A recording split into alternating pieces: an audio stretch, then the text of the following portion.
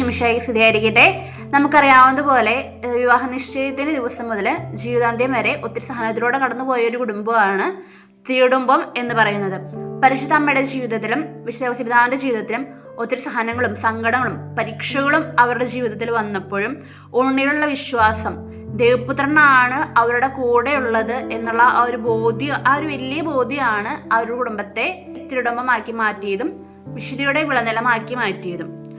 അതുപോലെ നമ്മുടെ കുടുംബങ്ങളും അപ്പനും അമ്മയും സഹോദരങ്ങളും അടങ്ങുന്ന നമ്മുടെ കുടുംബത്തെ തിരുകുടുംബമായി മാറുവാൻ നമുക്ക് ഈ ഒരു ക്രിസ്മസിനകത്ത് നമുക്ക് പ്രാർത്ഥിച്ചൊരുങ്ങാം. അതിനായി നമുക്ക് ദിവ്യബലിയിലെല്ലാം സമർപ്പിച്ച് പ്രാർത്ഥിക്കാം.